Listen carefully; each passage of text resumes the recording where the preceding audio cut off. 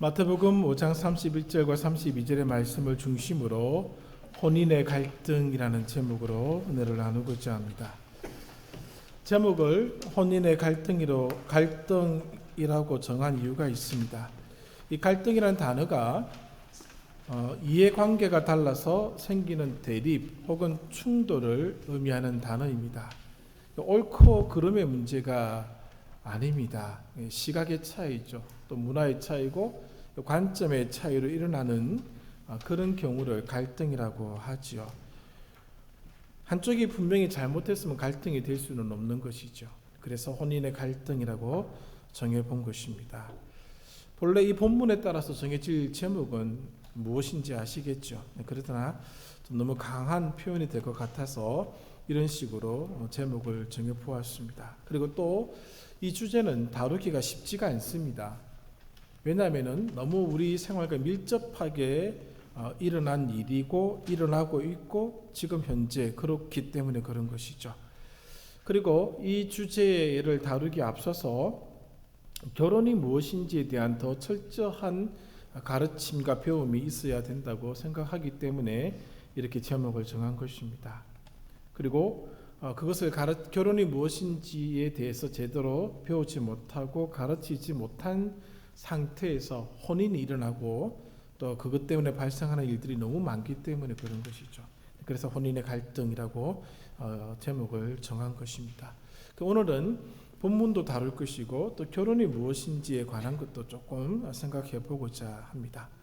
이 주제는 예수님 당시에도 굉장히 골치 아픈 문제였습니다. 오늘날만 그런 것이 아닙니다. 어떻게 보면 예수님 당시가 더 심했다라고 보셔도 괜찮습니다. 그만큼 이 문제는 그들의 생활과 직접적으로 관계된 문제였다라고 보는 것이죠. 이 문제에 대한 가톨릭 교회의 가르침은 엄격합니다. 굉장히 드문 경우가 아니고서는 결혼 관계가 깨어질 수 없다고 그들은 가르치고 이혼은 잘못된 것이고 재혼도 허용하지 않습니다.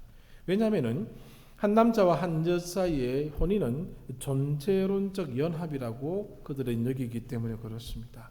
성내전으로 여기죠. 우리가 성찬식, 세례식을 성내전으로 보는데 이들은 혼인도 성내전의 하나로 보고 있습니다. 그만큼 중요하게 다루고 있다는 것이죠. 루터의 견해도 이와 비슷하다고 알려져 있습니다. 어쨌든 같은 시대를 살았던 사람이기에 그렇다라고 판단이 됩니다. 동방정교회도 이 문제를 굉장히 어렵게 취급한 것 같습니다. 왜냐하면 인간의 죄성을 고려해서 조성을 해왔다라고 알려지고 있습니다. 개신교는 우리 개신교라고 생각하면 자유주의 신학 계열 쪽도 개신교고요. 보수주의 신학 계열 쪽도 개신교입니다. 개신교는 그들이 취한 입장에 따라서 이 문제를 전혀 다르게 취급하고 있습니다. 보수주의 계열에 있는 사람들은 이혼과 재혼을 금하고 있습니다. 그러나 자유주의 진영에 있는 분들은 이것을 허용하는, 너무 쉽게 허용하는 그런 입장까지 보여주고 있다라고 하는 것이죠. 여기에 복음주의자들은 경우의 수를 따라서 이 문제를 해결해야 된다라고 보는 관점을 가지고 있습니다. 우리가 지난주에 다루었던 살인은 대부분의 공동체에서는 일어나지 않는 일들이지요. 그리고 살인자는 그 공동체 내에 있을 수가 없습니다. 그리고 이 문제는 누구에게나 쉽게 적용되지도 않는 것이죠. 주님이 이 개념을 확대시켜 버려서 그렇지 직접적인 살인은 잘 일어나지 않습니다. 그리고 그 구분은 너무나도 분명하게 나타나기 때문에 어렵지 않죠. 간음도 마찬가지입니다. 흔한 일이 아니지요.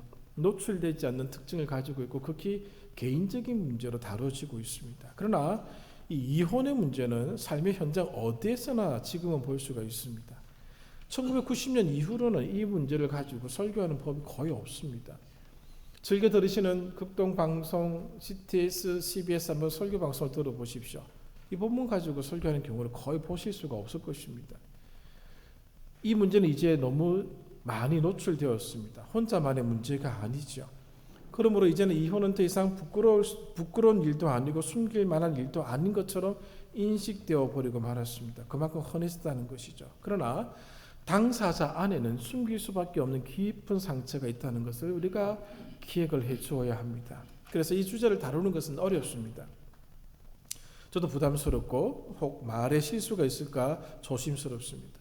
상처를 받을 수 있는 사람이 있을 수 있기 때문에 그런 것이죠. 그럼에도 불구하고 이 주제를 다룰 수밖에 없는 이유가 있습니다. 우리가 주님의 말씀을 취사 선택할 수 없기 때문에 그렇습니다. 제가 만약에 주제로 한 해를 하나님 말씀을 저는 강론한다고 하면은 아마 이 주제는 뺄 것입니다. 그러나 말씀의 흐름에 따라서 진행하기에 오늘 이 말씀을 부담스럽지만 다룰 수밖에 없음을 양해해 주시기를 바랍니다. 본문의 순서를 따를 수밖에 없습니다. 이런 교회를 본 적이 있습니다. 한센시병 환우들이 있었던 지역의 교회들에서 읽을 수 없는 본문이 있다는 거 알고 계시죠? 그 본문을 읽을 수가 없습니다. 만약에 실수로 읽게 되면 그냥 바로 그 다음날 교회를 떠나야 됩니다. 그만큼 민감하다는 것이죠. 그렇게 되면은 만약에 그런 식으로 모든 삶의 정황들을 양해하고 따져준다면 우리는 훗날 산상수훈은 읽을 수 없는 성경이 되어버리고 말 것입니다. 부담스럽지만은 우리가 피해갈 수 없고 말씀을 취사 선택할 수 없기에 이 말씀도 힘들지만은 같이 읽어 주셨으면 좋겠습니다. 억지로라도 이 말씀을 읽어야 되고 들어야 되고 또 이 말씀을 간직해야 되고 우리 다음 세대에 가르쳐 주어야 될 귀중한 말씀이라는 사실을 기억하셔야 됩니다. 본문으로 들어가 보겠습니다. 초반에 말씀을 들었던 것처럼 예수님이 사셨던 이 시대에도 그 시대에도 여전히 이 문제는 골치 아픈 문제였습니다. 우리가 마태복음 1장 19절을 보시면은 이 문제로 시작하고 있다는 걸 보게 되죠. 마태복음 1장 19절입니다. 그의 남편 요셉은 의로운 사람이라 그를 드러내지 아니하고 가만히 끊고자 하여. 약혼한 마리아가 임신한 사실을 요셉이 알게 됩니다. 그래서 이제 파혼하려고 하는 그런 마음을 먹었다라는 얘기죠. 그만큼 성경은 이 부분을 다루고 있다는 것을 우리에게 보여주고 있습니다.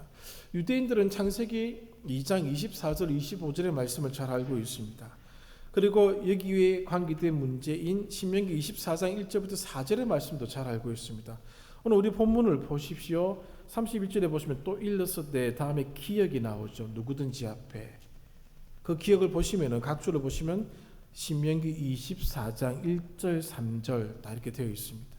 이 문제를 유대인들이 모를 리가 없다라고 하는 것이죠. 그러나 왜 이 유대인 사회에서 이 문제가 흔한 문제가 되어버리고 말았을까? 두 가지 이유가 있다고 합니다. 첫 번째는 이방인들이 너무 많이 들어왔다는 것이죠. 이방인의 영향을 받아서 혼인을 쉽게 생각하는 경향이 사회의 문화 속에 들어왔다는 겁니다. 두 번째는 마음의 완악함입니다. 주님의 초점과 모세의 초점은 여기 있습니다. 그들의 마음이 딱딱해지고 굳어졌기 때문에 이런 일들이 생겼다라고 그렇게 말씀하고 있는 것이죠. 그러한 사회에서 일어난 현상이 무엇인가 하면은 이혼의 사유에 대해서 너무 쉽게 토론하는 그런 분위기가 되었습니다. 신명기 24장 1절을 보시면 제가 읽어드리겠습니다. 사람이 아내를 맞이하여 데려온 후에 그에게 수치되는 일이 있음을 발견하고 그를 기뻐하지 아니하면 이혼 증서를 써서 그의 손에 주고 그를 자기 집으로 내보낼 것이요. 신명기 24장 1절에 나오는 이 수치스러운 일이 뭐냐라고 하는 이 주제를 가지고 너무 쉽게 토론하는 분위기가 되었다는 겁니다. 왜? 마음이 완악해져서 그렇습니다. 그리고 이 토론은 주로 남성들이 이끌어갔습니다. 남성들이 이 주제를 가지고 얘기를 많이 했다는 것이죠. 그리고 이혼이 꼭 남자의 권리인 것처럼 남편의 권리인 것처럼 인식되어 버리고 말았습니다. 그렇다면 수치되는 일이 뭐냐? 엄청난 토론이 있었겠죠. 여러 가지 얘기가 나왔습니다만 본래적 의미는 무엇인가 하면 오늘 본문에도 있는 것처럼 모세는 31절에 누구든지 아내를 버리려 그래 이혼 증서를 써서 줘라 그렇게 얘기를 하고 있습니다. 주님이 그것을 직접적 인용을 하지 않고 간접적 인용을 해서 말씀을 하고 있죠. 32절에 주님 말씀하시기를 좀 더 강하게 나는 너희에게 말한다 라고 하시면서 음행한 이유가 없이는 아내를 버릴 수 없다고 얘기를 하고 있다는 것이죠. 그러므로 이 신명기 24장 1절에 나오는 수치스러운 일은 혼인상의 부정과 관계된 일이다라는 점입니다. 이것이 아니고서는 이혼을 허락하지 않겠다라고 하는 것이 주님과 모세의 가르침입니다. 그런데 그 유대 사회에서는 어떻게 이런 문제를 다루었는가 하면은 수치되는 일이 무엇일까라고 할 때 다양한 해석이 나왔습니다. 몇 가지를 알려드리면 이것입니다. 랍비 힐렐은 뭐라고 가르쳤는가 하면은 아내가 음식을 태웠으면 그때 남편은 아내와 헤어질 수 있다고 말했습니다. 이제 반대죠. 남편이 음식을 태웠으면 그때 아내는 남편과 헤어질 수 있다고 가르치겠죠. 오늘날에는. 이런 말도 안 되는 일이 있었다는 것이죠. 그리고 마음속에 지금 기록하지는 않았습니다만은 이혼하고 싶은 마음이 있으면 나 너와 이혼하고 싶어. 세 번 외치면 이혼이 가능했다고 합니다. 랍비 아키바는 아내보다 더 아름다운 여인을 발견한 경우에도 이혼이 가능하다라고 가르쳤다고 합니다. 물론 모든 랍비가 이런 것은 아니죠. 랍비 샤마이는 모세가 가르쳐준 개념을 따릅니다. 즉 부끄러워할 만한 일정한 사실이 있을 경우에 이것을 허용해야 된다라고 가르쳤다는 것이죠. 유대계 혼인법에 있어서 이혼의 가장 핵심적인 문제가 무엇인가 하면은 유대계 혼인법이 가지고 있는 약점이죠. 남자의 임의에 맡겨졌다는 것입니다. 남자에게 너무 허용을 해줬다는 것이죠. 과도한 허용이 이 사회의 문제점이 되었다는 겁니다. 지금 산상수훈의 청중들을 잊어버리셔서는 안 됩니다. 우리가 말씀을 읽어나가는 과정 속에서 이 말씀이 지금 산상수훈의 청중들과 예수님의 제자들에게 전해지고 있다는 사실입니다. 주님이 굳이 이런 말씀을 하셔가지고 청중들에게 부담을 안겨줄 필요가 없는데도 불구하고 이 사회에 만연된 문제라는 점을 이런 내용을 통해서 우리가 발견해 볼 수 있다는 것이죠. 유대계의 혼인법에 따르면은 상대적으로 이혼이 쉽게 일어날 수 있는 그런 약점을 지니고 있는 것이죠. 그리고 이것이 큰 문제가 아니다라는 생각을 하게끔 했다는 것입니다. 원래 혼인법, 이 신명기 24장 1절의 가르침이나 예수님의 이 5장 32절의 가르침의 주된 목적은 어디에 있는가 하면은 약한 여성을 보호하자는 데 있었습니다. 1세기 유대교에서 1세기 유대 사회에서 여성이 만약에 남편과 사별하게 되고 만약에 남자 자녀가 없다고 할 때에는 굉장히 살기가 힘들었습니다. 경제적으로 살아가기가 너무 힘들었습니다. 이때는 식민지 사회였습니다. 먹고 사는 문제가 어려웠던 사회죠. 우리가 룻기를 읽어서 알고 있죠. 나오미와 룻이 결국 할 수 있는 일이 베들레헴으로 돌아와서 할 수 있었던 일이 무엇입니까? 이삭을 줍는 일입니다. 그만큼 어려웠다는 것이죠. 그러한 어려운 상황을 고려하여 약한 여성을 보호하자는 데 주된 목적이 있었었는데 이것을 악용한 겁니다. 그렇게 되자 주님이 그들의 악한 마음을 지적하고 계시고 모세도 그들의 악한 마음을 질타하고 있는 것이죠. 여성을 보호하기 위해서 지금 모세는 이혼 증서를 써서 내보낼 것을 그렇게 말하고 있는 것입니다. 이 혼인법은 잘못 사용되어서 남자의 권리를 확장하는 데 사용되었습니다. 그렇다면 남편에게 수치스러운 일이 있으면 어떻게 되는가? 남편이 아내와 살기를 원한다면 아내는 이혼할 수가 없었다고 합니다. 그때 욕 좀 하셔야죠. 이렇게 탁 욕을 하셔야 되는데 이럴 때는. 말도 안 되는 그런 얘기들이 유대 사회에서 일어나고 있었다는 것이죠. 그래서 모세가 이혼을 허용한 이유는 그들의 마음이 너무 완악해졌다는 것이죠.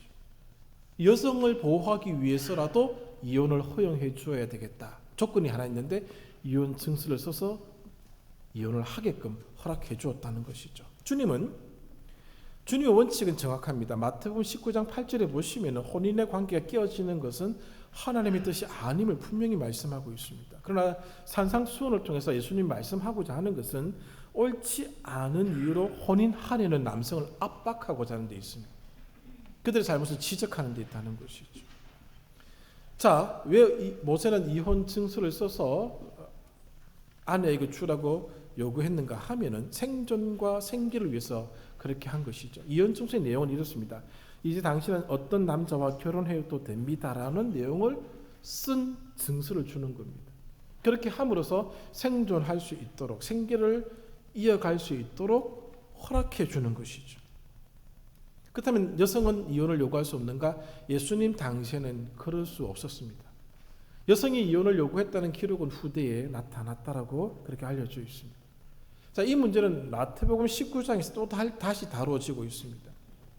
이때는 조금 다른 측면입니다. 산상수훈에서는 예수님께서 유대 사회에 만연되어 있는 이 남성들의 완악한 모습을 깨트리기 위해서 말씀을 하셨다면은 이 마태복음 19장에 있는 이 문제는 조금 다릅니다. 모세의 법을 뛰어넘는 하나의 원리와 원칙을 말씀해 주는 본문으로 해석할 수가 있는 것이죠. 바리새인들이 예수님을 찾아왔습니다. 신학적으로 수사학적으로 예수님을 시험하고 함정에 빠뜨리기 위해서 예수님께 이 문제를 들고 나온 것이죠. 그때 예수님은 그들이 전혀 생각하지 못했던 대답으로 그들의 어리석음을 질타하셨습니다. 예수님이 사용하신 본문은 창세기에 있는 말씀이었습니다.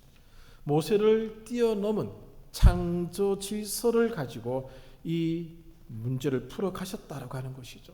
세상의 법으로 풀어가시는 것이 아니라 하나님 나라의 법으로 이 문제를 풀어가시기를 원하셨다는 것입니다. 모세의 법을 악용하고 있는 그 유대 사회를 향해서 하나님 나라의 법 질서가 더 크고 중요한 것임을 알려주셨던 것이죠. 주님은 모세의 편에 서 계십니다. 이혼 증서를 주면서 이혼하는 관행을 질타하신 것이죠. 그렇게 하지 말라는 것입니다.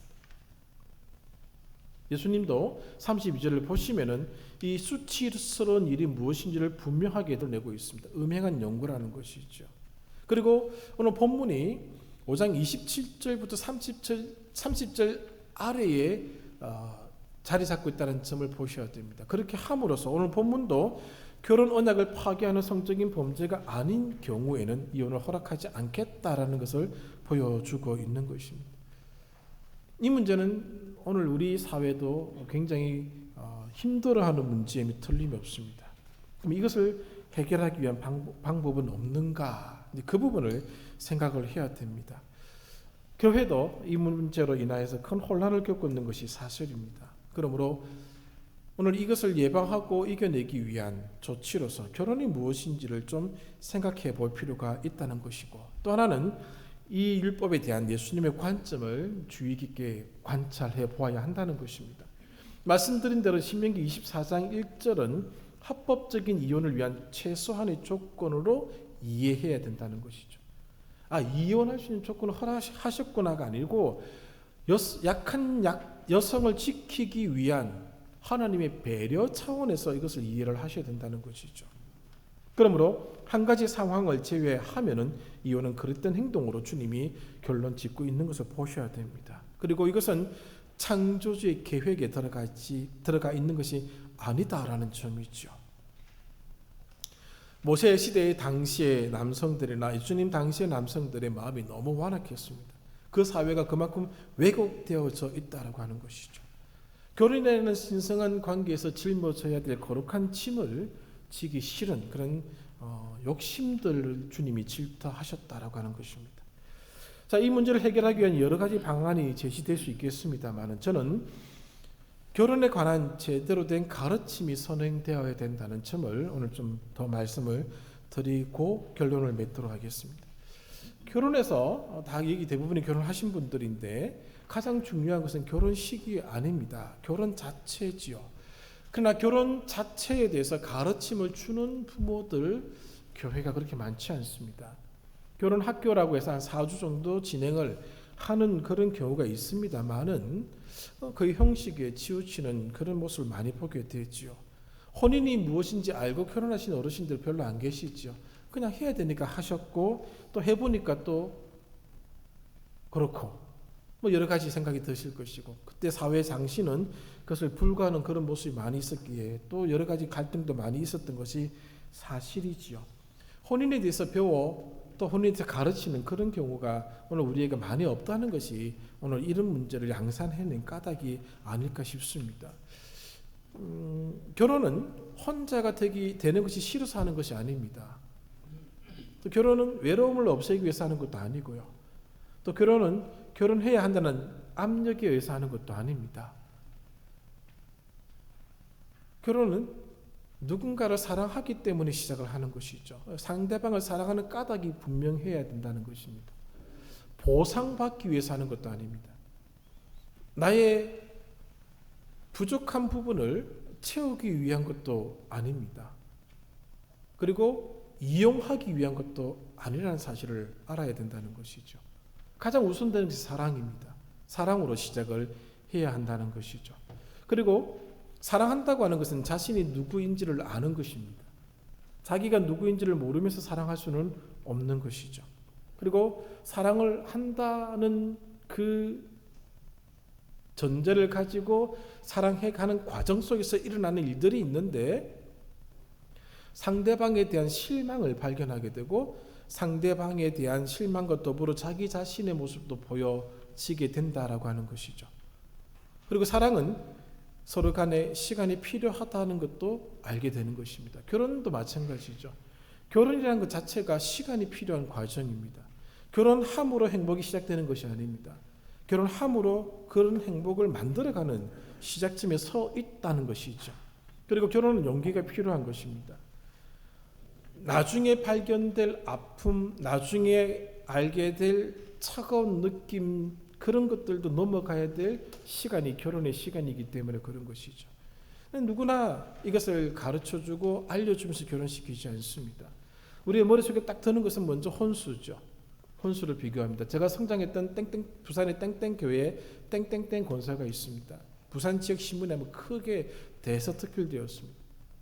혼수 문제로 엄청난 다툼이 있고 결국 파혼했다는 문제가 사회적 문제가 되어서 나타난 적이 있습니다. 권사입니다. 예수 믿는 사람이라고 자칭하는 사람입니다. 결혼이 뭔지를 그 사람마저 혼주도 몰랐던 것이죠. 결혼하는 당사자들도 몰랐던 것이고요. 뭔가를 채우고 뭔가를 보상받는 식의 욕망을 충족시키는 것으로 결혼을 생각을 하게 되자 그런 파탄이 일어나게 된 것이죠. 사랑은 누구를 소유하는 게 아닙니다. 사랑은 소유물을 찾는 그런 감정이 아니라는 것이죠. 사랑은 자유를 주는 것입니다. 진리를 알지니 진리가 너희를 자유케 하리라는 말씀이 있습니다. 그것처럼 하나님이 우리를 사랑해 주실 때 우리는 그 하나님의 사랑 안에서 그 어떤 누구도 주지 않았던 자유를 발견하는 것입니다. 그것처럼 혼인관계 속에서 발견되어지는 사랑은 상대방을 속박하는 것이 아닙니다. 상대방이 더 자유로운 존재가 될 수 있도록 만들어주는 것이죠. 과거로부터 단절된 자유를 주는 것이죠. 과거에 얽매이지 않는 자유를 혼인관계 속에서 주는 겁니다. 근데 우리는 자꾸 무엇인가를 속박하려고 하고 있습니다. 소유하려고 하고 있다는 것이죠. 일찍이 경험해보지 못했던 자유가 혼인관계 속에서 주어져야 된다는 것입니다. 사랑과 결혼은 서서히 커가는 것입니다. 완성된 사랑과 완성된 결혼의 개념으로 가정생활을 시작하는 것이 아닙니다. 서서히 커가는 것이죠. 그래서 서두르지 않아야 합니다. 기다려줄 줄 알아야 된다는 것이죠. 그러나 나는 기다리지 못하고 상대방에게 기다림을 요청하는 것은 이기적인 모습이죠. 그래서 준비하면서 읽었던 책 중에 하나가 이런 내용을 품고 있었습니다. 어떤 사람이 나무를 심었습니다. 그 나무에 빨리 열매를 얻기 위해서 나무 위에 도로를 설치해서 나무를 당기는 겁니다. 그럼 어떻게 되겠습니까? 나무가 뽑혀서 죽고 마는 것이죠. 사랑도 마찬가지입니다. 서서히 성장해 가는 것이고 결혼도 마찬가지입니다. 서서히 만들어져 간다는 것이죠. 잡아당겨서는 이루어지지 않는 것입니다. 제가 다 추상적으로 말씀을 드릴 수밖에 없는 것을 이해하셔야 됩니다. 그리고 한번 살아오셨던 결혼 생활을 뒤돌아보시고 한번 우리의 모습이 어떠했는지를 한번 점검해 보시고 어느 부분에 잘못이 있었는지를 한번 발견해 보시기를 바랍니다. 눈에 보이지 않게 조금씩 성장해 간다는 것이죠. 결혼은 있는 그대로의 나를 보여주는 그런 관계 속에 들어가는 것이죠. 그리고 있는 그대로의 상대방을 받아들일 준비가 되어 있어야 가능한 것입니다. 우리가 가끔 이런 얘기를 많이 듣죠. 성격차인지 성격차인지를 구분할 수 없는 그 모호한 대답을 하게 되지 않습니까? 있는 그대로의 나를 보여주지도 못하고 있는 그대로의 상대방을 받아들일 준비가 전혀 되지 않은 상태에서 감정만 우선된 결혼을 하게 되면 아픔이 생기게 된다는 것입니다. 사랑을 하면 마음이 넓어져야 되는데 결혼 생활을 하면 할수록 사랑을 하면 할수록 좁아지는 그런 모습을 발견하게 됩니다. 왜곡된 모습이라는 것이죠. 사랑하는 사람은 자신과 싸울 준비가 되어 있어야 됩니다. 자신과 싸워서 상대방을 품는 것입니다. 상대방과 싸워서 나를 품어주기를 요청하는 것이 아니라 나와 싸워서 상대방을 품는 것이죠. 그것이 사랑과 결혼 생활에서 나타나야 될 모습이라는 것이죠. 그리고 스스로 형편없는 존재라는 것을 발견해야 됩니다. 욕망은 사랑이 아닙니다. 욕망을 사랑으로 착각해서는 안 됩니다. 그리고 탐욕도 사랑이 아닙니다. 진짜 사랑은 상대방을 온전히 받아주는 것이죠. 바꾸려 하지 않습니다. 내가 바뀌는 것이 결혼 생활입니다. 사랑은 어떤 형편에 있든지 어떤 모습이든지 간에 존중하고 존경하고 받아들입니다. 우리가 자녀들을 키울 때에 자녀들이 모습이 어떤 모습이든지 간에 어떤 형편에 있든지 간에 사랑하지 않습니다. 자녀는 그렇게 대합니다. 그런데 이상하게 일평생 함께 살아가는 부부는 그렇게 하지 않으려고 무진장 애를 쓰고 있다는 것이죠. 있는 모습 그대로 받아주는 것이죠. 후회하는 것이 아닙니다. 근데 우리가 사랑과 결혼이 무엇인지를 모르기 때문에 그것을 비교하여 잘못 사용하고 있다는 것이죠. 양은순 씨가 쓴 행복과 사랑의 초대라는 책이 있습니다. 86년도에 읽었던 책으로 기억하고 있는데 그 책에 보면은 결혼을 어떻게 설명하고 있는가 하면 삼각형으로 설명하고 있습니다. 그 꼭지점에 하나님이 계시고 양옆에 남성과 여성이 있는 것이죠. 남자와 여자는 거리감이 있습니다. 결코 가까워질 수가 없습니다. 가까워지기 위한 하나의 방법은 남성이 하나님께 가까이 가는 것, 여성이 하나님께 가까이 가는 것, 하나님 안에서 서로 만날 때에 비로소 가까워진다는 것이죠. 화성에서 온 남자, 금성에서 온 여자, 그런 책이 있지 않습니까?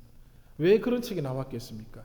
남자와 여자는 절대 가까워질 수 없는 이상한 존재들입니다. 스스로 그렇게 생각 들지 않습니까?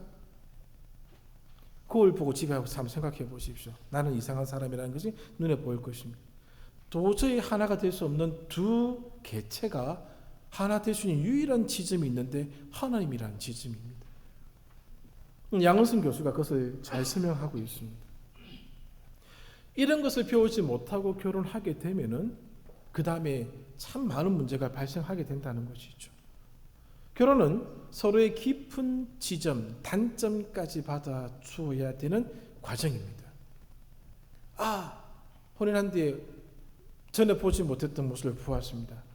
전에 몰랐던 과거를 알게 된 것이죠. 그것까지 품는 겁니다. 결혼을 통해서 내가 만든 어떤 모습이 남과 비교하여 더 우월한 위치에 도달하기 위해서 결혼하는 것이 아닙니다. 내가 가지고 있지 않는 것을 가지고 남과 비교하여 내가 더 위에 올라가겠다. 그런 식의 결혼은 결혼이 될 수가 없고 그건 사랑이 아닙니다. 그건 욕망입니다. 과거를 품을 수 있는 것이죠. 그 현재도 품어야 됩니다. 현재 우리가 만족할 수 없는 모습으로 다가올 수가 있습니다. 그 현재도 품어야 됩니다. 그리고 미래도 품어야 되는 것이죠. 쉽지 않은 과정입니다.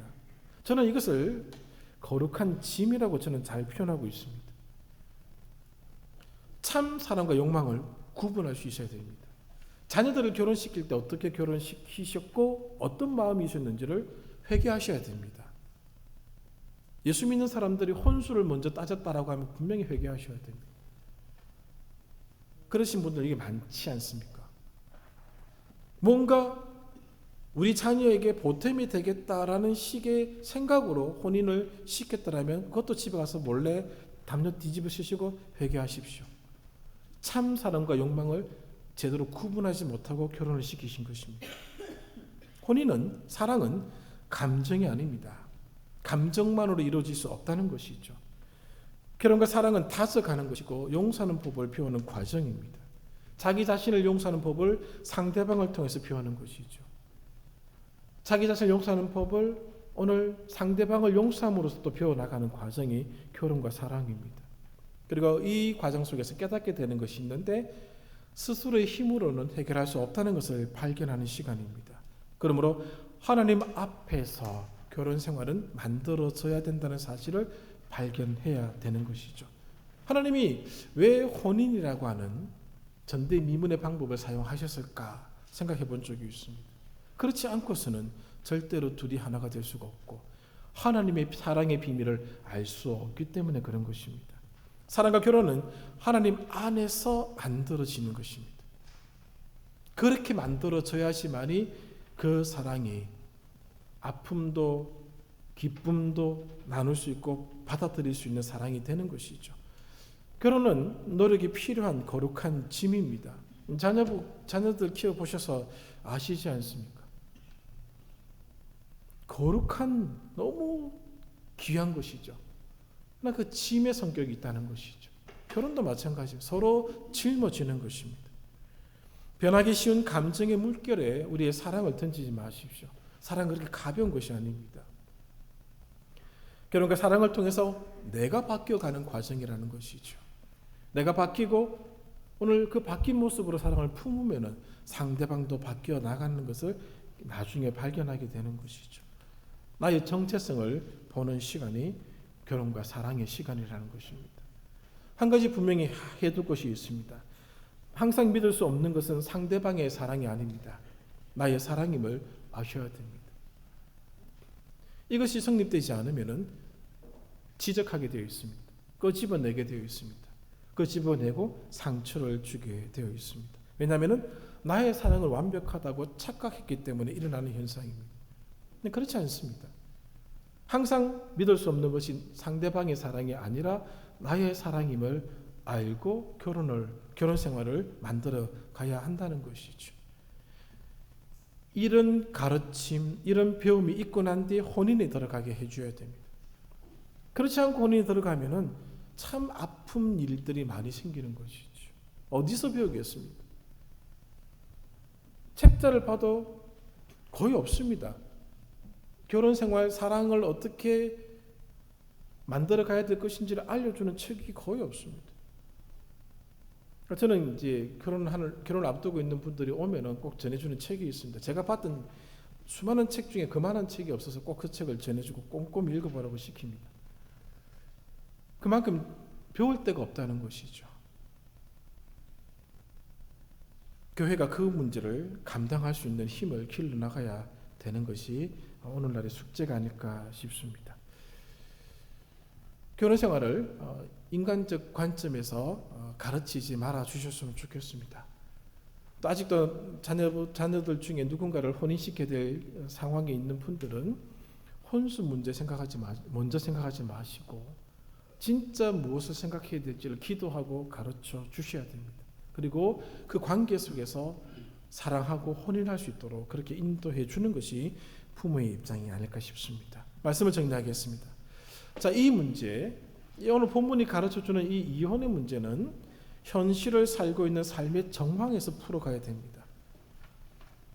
다시 말씀을 드리면은 그 상황에 들어간 사람의 현실을 모르면서 말하면 안 된다는 겁니다. 주님도 이 문제를 다룰 때 보십시오. 사족을 달지 않습니다. 모세의 법 안에서 모세가 했던 말의 의미가 분명히 무엇인지를 가르쳐주는 수준에서 딱 중지시킵니다. 그만큼 이 문제는 당사자의 현실을 모르면 함부로 얘기해서는 안 된다는 것이죠. 원리를 말씀하고 있다는 것입니다. 당사자의 형편과 상황을 깊이 있게 고려한 후에 이것을 다뤄야 된다는 점을 꼭 기억하셔야 됩니다. 우리 정답을 다 알고 있습니다. 이것은 정답을 모르는 일이 아닙니다. 신학적인 이유를 모르는 것도 아니, 다 알고 있는 것이죠. 그러므로 정답을 안다고 함부로 말할 부분이 아닌 주제라는 것을 아셔야 됩니다. 나의 문제가 아닌 이상 말아야 된다는 것이죠. 이 문제에 있어서는 자신에게 엄격하게 적용하셔야 됩니다. 남에게는 관대하게 적용하셔야 된다는 것이죠. 이 부분에 대해서 또 말씀드릴 수 있는 것은 결혼 생활에서 생명의 위협을 받는 상황이라면 이것을 고려할 수 있습니다. 수치스러운 일이 아닌데도 고려할 수 있는 부분은 바로 이 부분이죠. 생명을 위협받는 상황이라면 고려해야 된다는 것이죠. 왜냐하면 생명이 더 귀중하기 때문에 그렇습니다. 그러므로 이 문제를 우리가 예방하고 예비하는 것이 중요한 것이죠. 그러므로 결혼을 준비해야 합니다. 혼인의 의미를 알아야 된다는 것이죠. 왜 맞절하는 거? 왜 결혼식 맞절하는 줄 아십니까? 맞절 몇 번 한 줄 알고 계십니까? 거의 대부분 모르시더라고요. 2번 한다고 알려져 있습니다. 우리 기독교 예식 말고요. 보통 예식에서 존중하고 존경하고 평생 그렇게 살겠다는 의미로 맞절을 2번 시킨다고 합니다. 그건 모르죠. 결혼하는 대부분 젊은이들 그냥 하는 거죠. 뭐. 그렇다 보니까 그 결혼 안에서 문제가 발생했을 때에 풀어갈 수 있는 근거가 없어지는 것이죠. 혼인의 의미, 결혼의 의미를 가르쳐주고 사랑이 무엇인지를 가르쳐줄 필요가 있다는 것이죠. 지금 현재 어쩔 수 없는 이유로 어려운 상황에 처해 있는 가정이 많습니다. 상처가 덧나지 않도록 해야 되는 것이죠. 주변의 사람들은 묻지 말고 그냥 품어야 되고 그 아픔이 더 커지지 않도록 기도해 줘야 할 뿐입니다. 하나님의 사랑이 우리 가정의 중심에 들어와야 됩니다. 하나님의 사랑이 남녀 사랑하는 그 사랑 안에 들어와야 됩니다. 그럴 때에 이 어려운 문제를 풀어갈 수 있고 해결할 수 있다는 것이죠. 그래서 참 부담스럽게 오늘 하루를 보낸 것 같습니다. 혹 실수한 표현이 있으면 용서를 해주시기를 바랍니다. 오늘 주님이 이 말씀을 하실 때에 주님의 마음이 어땠을까를 한번 생각해 보았습니다. 주님도 마음이 불편했을 것이다 라는 생각이 들었습니다. 오늘 이 말씀이 우리들에게 주시는 교훈을 기억하시고 또 나와 나의 삶의 주변에서 혹시 이런 일들이 있을 때에 눈물로 함께 기도해 주시고 품을 수 있고 함부로 말하지 마시고 그 아픔의 깊이를 충분히 헤아려 주셨으면 좋겠다라는 말씀을 결론적으로 드리고 싶고 또 우리 자녀들이 아름다운 결혼 생활을 할 수 있도록 가르쳐 주셔야 됩니다. 돈 버는 거, 먹는 거, 입는 거 그런 거 중요한 게 아닙니다. 한 끼 못 먹으면 어떻습니까? 조금 적은 집에 살면 어떻습니까? 조금 작은 차 타면 어떻습니까? 조금 월급 작으면 어떻습니까? 그런 게 중요한 것이 아닙니다. 오늘 아름다운 가정을 허락하신 하나님의 그 의도 안에서 우리의 가정이 바르게 세워지기를 바라고 또 하나님이 우리에게 주신 그 거룩한 짐을 서로 짊어지고 나갈 때 우리 사회가 오늘 우리로 인하여서 도전받지 않겠습니까? 오늘 이 부분 부담스럽고 무거운 주제이지만은 기도함으로써 우리 마음속에 새기는 그런 은혜가 있기를 바랍니다. 기도하겠습니다. 하나님 아버지 감사드립니다. 이 말씀으로 저희들에게 말씀해 주셔서 감사합니다. 피해갈 수 없고 지나칠 수 없어서 이 말씀을 함께 다루었습니다마는 오늘 마음에 아픔이 있는 분들이 있을 것입니다. 위로하시고 용서하시고 혹시 실수한 표현이 있으면 주님 감추어 주시옵소서. 우리 사랑하는 영광께 모든 성도들의 가정이 화목한 가정이 되기를 바라고 평강의 가정이 되기를 바라고 기쁨의 가정이 되기를 바랍니다.